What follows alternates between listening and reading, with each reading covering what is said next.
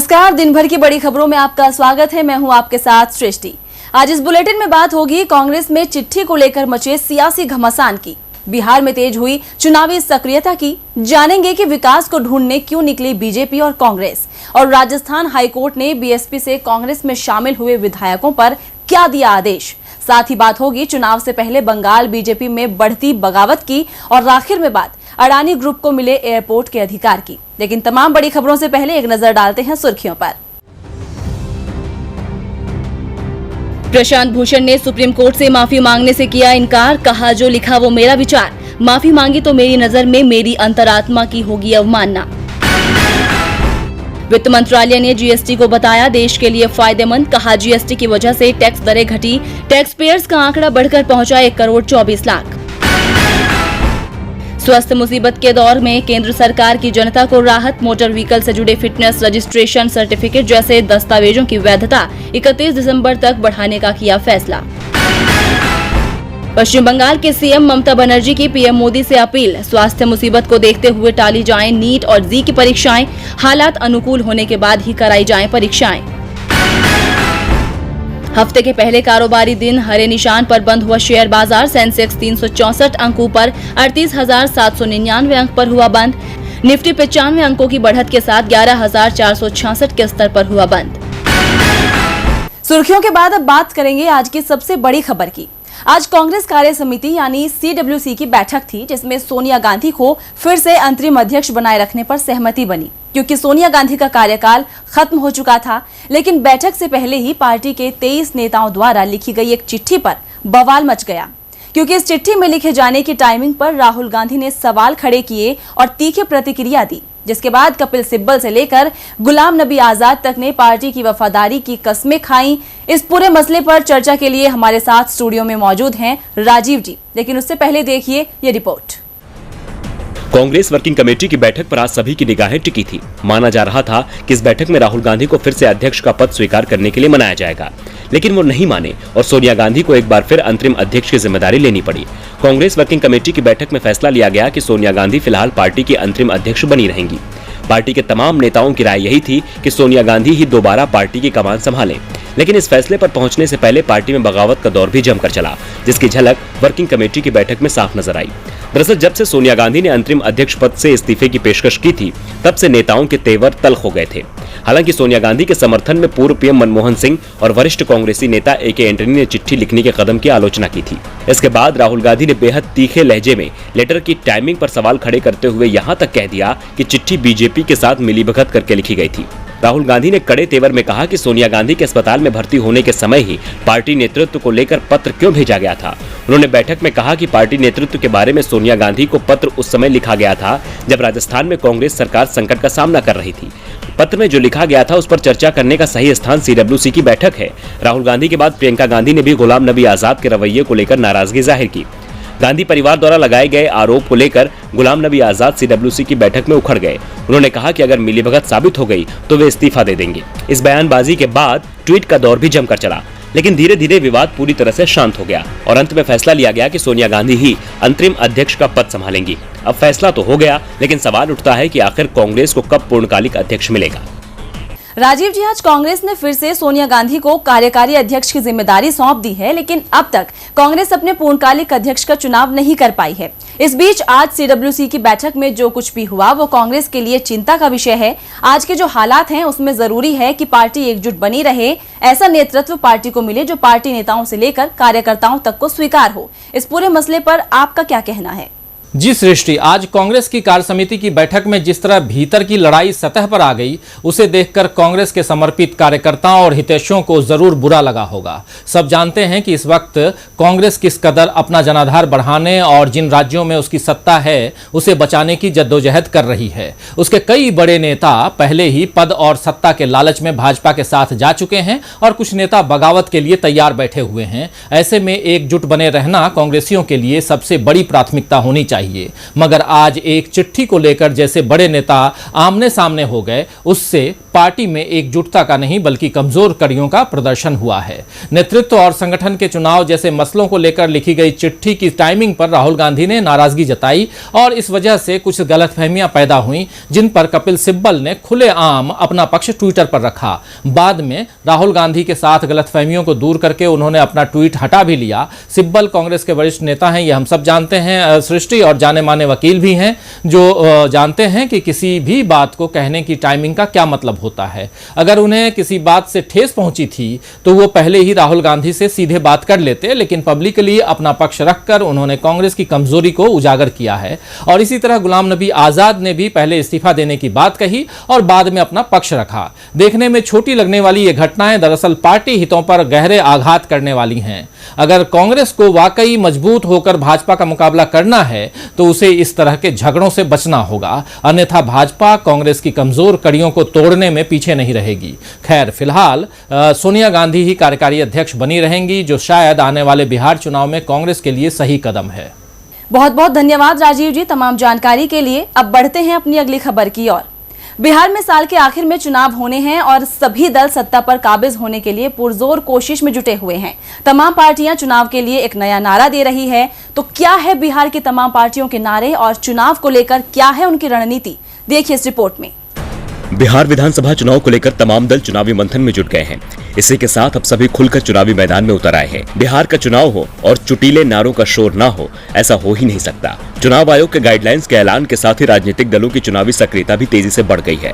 जहां बीजेपी के राष्ट्रीय अध्यक्ष जेपी नड्डा ने रविवार को बिहार चुनाव को लेकर भाजपा है तैयार, आत्मनिर्भर बिहार का नारा देकर अपना सियासी एजेंडा साफ कर दिया है, तो वहीं बाकी दलों ने भी अपने अपने अंदाज में आरोप प्रत्यारोप का सिलसिला शुरू कर दिया है। पिछली बार बिहार में बहार है नीतीश कुमार है के नारे के साथ नीतीश कुमार ने चुनावी जंग फतेह की थी। इस बार बिहार के विकास में छोटा सा भागीदार हूँ, हाँ मैं नीतीश कुमार हूँ, और क्यों करे विचार ठीक तो है नीतीश कुमार के अलावा 15 साल बनाम 15 साल के नारे के साथ विपक्षी दल आरजेडी को मात देने की तैयारी में है। इसके सहारे जेडीयू बिहार के सामने आरजेडी के 15 साल और नीतीश के 15 साल की तुलना पेश कर रही है। दूसरी ओर मुख्य विपक्षी पार्टी आरजेडी बाढ़ के हालात और स्वास्थ्य मुसीबत की स्थिति को संभालने में नीतीश सरकार को पूरी तरह विफल बता रही है। बदलो बिहार और कर लिया है विचार, हमें चाहिए तेजस्वी सरकार का नारा दिया है। वहीं आरजेडी की सहयोगी कांग्रेस के निशाने पर सीधे नीतीश कुमार हैं। कांग्रेस ने विधानसभा चुनाव के लिए नारा गढ़ा है, बिहार बदलो सरकार बदलो। एनडीए की सहयोगी होते हुए भी लोजपा नीतीश कुमार के खिलाफ सख्त रवैया अपनाते हुए चुनाव में पार्टी का जिम्मा चिराग पासवान के कंधों पर है। चिराग पासवान ने इस चुनाव के लिए बिहार फर्स्ट बिहारी फर्स्ट का नारा दिया है। राज्य के बड़े दलों के अलावा कई अन्य दल भी चुनाव की जोर आजमाइश में लगे हुए हैं, जिनके अपने नारे और अपना चुनावी एजेंडा है। जन अधिकार पार्टी के राष्ट्रीय अध्यक्ष पप्पू यादव ने नारा दिया है, जन अधिकार से बदलेगा बिहार।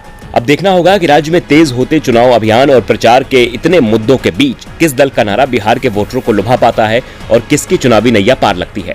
बिहार चुनाव की तारीखों की भले ही अभी घोषणा ना हुई हो, लेकिन सभी दलों ने चुनाव की तैयारियां जरूर तेज कर दी है, जिससे राज्य की राजनीति गर्मा गई है। वहीं राजनीति तो मध्य प्रदेश में भी गर्म है। कांग्रेस बीजेपी एक दूसरे को घेरने में जुटी है, क्योंकि यहां भी चुनाव है जो सरकार की किस्मत तय करेंगे। मध्य प्रदेश में विधानसभा की 27 सीटों पर उपचुनाव होने हैं। ये 27 सीटें जिस पार्टी की झोली में गई, सरकार भी उसी की झोली में चली जाएगी। इसलिए कांग्रेस और बीजेपी में शुरू हुई 15 साल बनाम 15 महीने की सियासत सिकुड़ते हुए अब 15 महीने बनाम 5 महीने पर आ गई है। यानी मध्य प्रदेश का उपचुनाव भी विकास के नाम पर ही लड़ा जाएगा। देखिए ये रिपोर्ट। मध्य प्रदेश में उपचुनाव को लेकर कई मुद्दों की गूंज सुनाई दे रही है, लेकिन सियासी गलियारों में सबसे ज्यादा विकास का नारा गूंजने लगा है। बीजेपी अपने 5 महीने के कार्यकाल का ढोल बजा रही है। कांग्रेस भी खुद के 15 महीने की उपलब्धियां गिनवा रही है। शिवराज सरकार के लिए गए फैसलों को घर घर तक प्रचारित करने का प्लान बीजेपी तैयार कर रही है। प्रदेश के कैबिनेट मिनिस्टर कमल पटेल ने कहा कि केंद्र की मोदी और प्रदेश की शिवराज सरकार ने कई बड़े फैसले आम लोगों के हित में लिए हैं और अब इसकी जानकारी सोशल मीडिया के साथ ही आम लोगों तक घर घर पहुंचाने का काम होगा। बीजेपी अपनी सत्ता बचाने के लिए एक बार फिर सोशल मीडिया का सहारा लेने जा रही है, लेकिन कांग्रेस भी उसके अरमानों पर पानी फेरने की तैयारी में बैठी है। फिर सूबे में हाथ का कब्जा जमाने के लिए कांग्रेस भी सोशल मीडिया को हथियार बनाएगी और 15 महीने में किए गए कामों को बताएगी। पूर्व मंत्री पीसी शर्मा ने कहा कि बीते 5 महीनों में प्रदेश की अर्थव्यवस्था चौपट हो गई है, बेरोजगारों की संख्या बढ़ गई है, बिजली के भारी भरकम बिल से लोग परेशान हैं और ऐसे में उपलब्धि नहीं विफलता गिनाने का काम होना चाहिए। कांग्रेस पार्टी लोगों को बीजेपी सरकार के फैसलों की हकीकत बताने का काम करेगी। कांग्रेस और बीजेपी के इन बयानों से साफ है कि चुनाव से पहले विकास को अपना बनाने की तैयारी तेज हो गई है। अब देखना होगा ये विकास किसे विजय पथ की ओर ले जाता है। क्या शिवराज बचाता है या फिर कमलनाथ को फिर से प्रदेश का नाथ बनाता है। महाराज की मदद से कुर्सी हासिल करने वाले शिवराज का ताज बचा रहेगा या फिर कमलनाथ वापसी करेंगे। मध्य प्रदेश में उपचुनाव के परिणाम बताएंगे जनता ने किसे राहत दी है। राजस्थान हाईकोर्ट से जरूर राज्य की गहलोत सरकार को राहत मिल गई है। आज बसपा विधायकों के कांग्रेस में विलय में हाईकोर्ट का फैसला आया है। क्या कहा है हाईकोर्ट ने जिससे राहत में दिख रहे हैं गहलोत, देखिए रिपोर्ट। राजस्थान की सत्ता पर काबिज अशोक गहलोत की सरकार को हाईकोर्ट के फैसले का इंतजार था, क्योंकि सरकार के सामने इस पड़ाव को पार करना किसी चुनौती से कम नहीं था, वो भी ऐसे समय में जब राजस्थान में कांग्रेस का सियासी घमासान चल रहा था। दरअसल बसपा के 6 विधायकों के कांग्रेस में विलय को लेकर राजस्थान हाईकोर्ट ने फैसला सुना दिया है, जिसके बाद कांग्रेस को थोड़ी राहत मिली है। फैसले में कहा गया है कि मामले का निस्तारण स्पीकर मेरिट के आधार पर करें, यानी कोर्ट ने गेंद स्पीकर के पाले में डाल दी है। गौरतलब है कि हाईकोर्ट में बीजेपी विधायक मदन दिलावर ने याचिका लगाकर विधानसभा अध्यक्ष के सितंबर 2019 के फैसले को चुनौती दी थी, क्योंकि विधानसभा अध्यक्ष ने बसपा विधायकों के कांग्रेस में विलय को मंजूरी दे दी थी। दिलावर ने दलील भी दी थी कि कोर्ट का फैसला आने तक सभी 6 विधायकों के वोटिंग राइट्स पर स्टे लगाया जाए, साथ ही बागी विधायकों को विधानसभा की कार्यवाही में शामिल न होने दिया जाए। अब सभी पक्षों की बहस के बाद हाईकोर्ट ने फैसला सुनाया है, जिसके बाद कांग्रेस को थोड़ी राहत मिली है, क्योंकि अब ये फैसला विधानसभा स्पीकर को करना है कि विलय करना सही है या गलत। लेकिन अभी भी गहलोत सरकार के सामने स्थिति थोड़ी नाजुक है, क्योंकि अगर फैसला बीएसपी विधायकों के पक्ष में नहीं आया तो ऐसे में कांग्रेस के पास गणित का आंकड़ा 102 रह जाएगा और राज्य में सरकार पर संकट बने रहने की संभावना बनी रहेगी। यानी बीएसपी विधायकों के जाने से कांग्रेस को 10% सीटों का नुकसान उठाना पड़ सकता है। देखा जाए तो भले ही राजस्थान में सियासी संकट टल गया हो, लेकिन अभी भी पायलट और गहलोत के समर्थकों के बीच खींचतान जारी है। ऐसे में अगर बीएसपी विधायकों की सीटों का नुकसान होता है तो सचिन पायलट खेमे का डर गहलोत सरकार में बना रहेगा। हाईकोर्ट ने बीएसपी विधायकों के कांग्रेस में विलय का मामला विधानसभा स्पीकर पर छोड़ दिया है, जिसके बाद राज्य में बीजेपी के मजबूत होने के सपने पूरी तरह से बिखर गए हैं। वहीं दूसरी ओर पश्चिम बंगाल में भी पहली बार सत्ता में आने के सपने देख रही बीजेपी यहां चुनाव से पहले ही मुश्किल में फंस गई है। दरअसल बंगाल बीजेपी में एक ऐसे नेता की एंट्री होने जा रही है जो टीएमसी की सियासत से अच्छे से वाकिफ है, लेकिन इस चाल से बीजेपी की भी परेशानी बढ़ सकती है। यहां तक कि नौबत बगावत की आ गई है, जो चुनावों में बीजेपी पर बहुत भारी पड़ सकती है। एक रिपोर्ट देखिए। टीएमसी से मुकुल रॉय को बीजेपी में शामिल कराना पार्टी को हमेशा भारी पड़ा है। रॉय की वजह से ही बीजेपी में रार छिड़ी है। ये मनमुटाव और बढ़ सकता है, क्योंकि मेघालय के पूर्व राज्यपाल तथागत रॉय ने बंगाल की सक्रिय राजनीति में वापसी की इच्छा जताई है। तथागत रॉय ने जल्द ही बीजेपी ज्वाइन करने का ऐलान किया है। उनका ये ऐलान बंगाल में बीजेपी के दिग्गजों को परेशान कर सकता है।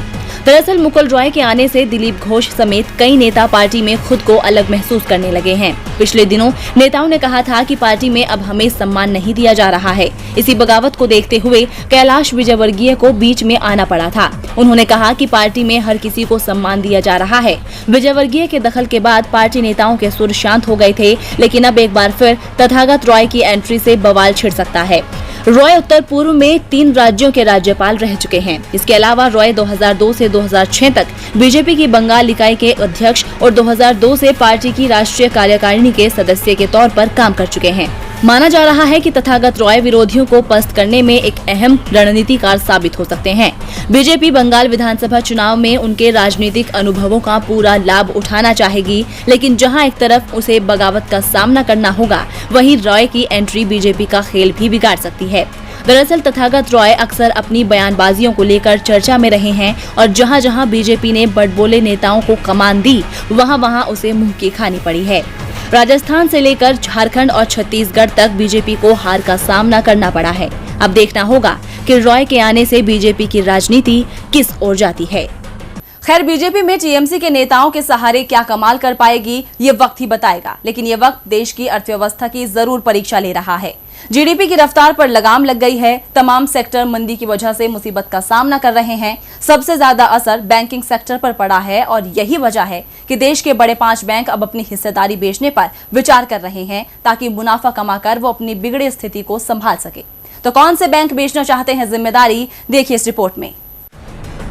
मोदी सरकार दावा कर रही है कि हम स्थिति सुधार रहे हैं, लेकिन हालात दिन ब दिन खराब होते जा रहे हैं। कर्जदाताओं की कतार इतनी लंबी होती जा रही है कि बैंकिंग सेक्टर को लगातार नुकसान झेलना पड़ रहा है। हालात यहां तक आ गए हैं कि बड़े बैंक तो अपनी हिस्सेदारी बेचने पर विचार कर रहे हैं, जानकारी के मुताबिक देश के 5 बड़े सरकारी बैंक चालू वित्त वर्ष की दूसरी छमाही सितंबर 2020 से मार्च 2021 के दौरान निवेशकों के हाथों में शेयरों की बिक्री पर विचार कर रहे हैं। इनमें भारतीय state bank, bank of Baroda, Punjab national bank और यूनियन बैंक जैसे बड़े सरकारी कर्जदाता शामिल हैं। सूत्रों के मुताबिक ये बैंक अर्थव्यवस्था पर पड़े प्रभाव के बीच शेयर बेचकर पूंजी आधार बढ़ाना चाहते हैं। दरअसल इन बैंकों से कर्ज लेने वालों की तादाद बढ़ती जा रही है। बड़े व्यापारी कर्ज लेकर पैसा वापस नहीं कर रहे हैं, जिसकी वजह से कंगाली की नौबत आ गई है। और अब आलम यह है कि 5 बड़े बैंक स्थिति सुधारने के लिए हिस्सेदारी बेचने पर मजबूर हैं। सूत्रों के अनुसार एनपीए, कर्ज पुनर्गठन और उसके बाद रेटिंग को लेकर बैंकों की तस्वीर अक्टूबर तक ही साफ होगी। उसके बाद बैंक शेयर बिक्री के लिए समय, मात्रा, मर्चेंट बैंकरों की नियुक्ति और अन्य औपचारिकताओं को लेकर प्रक्रियाएं शुरू कर सकते हैं। सूत्रों के मुताबिक बैंकों ने इस तरह की पूंजी जुटाने की योजना बनाई है जिससे घरेलू और वैश्विक निवेशकों दोनों के लिए भागीदारी को लेकर पर्याप्त गुंजाइश हो। अब बैंकों ने खुद से ही हालात सुधारने की कोशिश शुरू कर दी है, लेकिन सवाल उठता है कि क्या मोदी सरकार को इन बैंकों की मदद नहीं करनी चाहिए? क्या बैंकिंग सेक्टर में सुधार नहीं करना चाहिए? और बुलेटिन के आखिर में बात अडानी ग्रुप को मिले एयरपोर्ट के अधिकार की। दरअसल जब अडानी समूह की company Adani enterprises limited Mumbai international airport में 74% हिस्सेदारी खरीदने की तैयारी कर रही है और इस सौदे के साथ अडानी निजी क्षेत्र की भारत की दूसरी सबसे बड़ी एयरपोर्ट ऑपरेटर हो जाएगी। इससे पहले अडानी ग्रुप ने कई एयरपोर्ट अपने नाम किए गए हैं। एक रिपोर्ट देखिए। देश का एक और एयरपोर्ट अब अडानी ग्रुप के नाम होने जा रहा है। अडानी समूह को पहले ही देश में पीपीई मॉडल के तहत 6 एयरपोर्ट का अधिकार मिला है और हाल ही में तिरुवनंतपुरम एयरपोर्ट भी अडानी ग्रुप के खाते में आ जाएगा। आपको बता दें कि अडानी समूह मुंबई एयरपोर्ट में जीवीके समूह की 50.5% हिस्सेदारी खरीदेगा। इसके अलावा वो इस एयरपोर्ट के अन्य हिस्सेदारों एयरपोर्ट्स कंपनी साउथ अफ्रीका और बिडवेस्ट ग्रुप से भी उनकी 10% और 13.5% हिस्सेदारी खरीदेगी। अडानी समूह इस हिस्सेदारी के लिए 15,000 करोड़ रुपए का भुगतान कर सकता है। इतना ही नहीं, मुंबई में बन रहे दूसरे हवाई अड्डे नवी मुंबई एयरपोर्ट का भी मालिकाना हक अडानी समूह को मिल सकता है। उसमें MIAL यानी मुंबई इंटरनेशनल एयरपोर्ट लिमिटेड की 74% हिस्सेदारी है। अब आपको बताते हैं कि इससे पहले अडानी ग्रुप के पास कौन कौन से एयरपोर्ट हैं। Ahmedabad airport, Jaipur airport, Lucknow airport, Thiruvananthapuram, Guwahati airport, Bengaluru airport. आपको बता दें कि आत्मनिर्भर भारत अभियान के तहत सरकार ने जयपुर, गुवाहाटी और तिरुवनंतपुरम एयरपोर्ट को पब्लिक प्राइवेट पार्टनरशिप यानी PPE मॉडल के जरिए 50 साल के लीज पर देने का फैसला किया है। अडानी समूह को देश में PPE मॉडल के तहत 6 एयरपोर्ट के संचालन, रखरखाव और विकास का अधिकार मिला है। लेकिन सवाल ये कि आखिर अडानी ग्रुप को कैसे इतनी बड़ी डील मिली? दरअसल मोदी सरकार ने नवंबर 2018 में एयरपोर्ट अथॉरिटी ऑफ इंडिया के 6 हवाई अड्डों को निजी हाथों में सौंपने के प्रस्ताव को मंजूरी दी थी।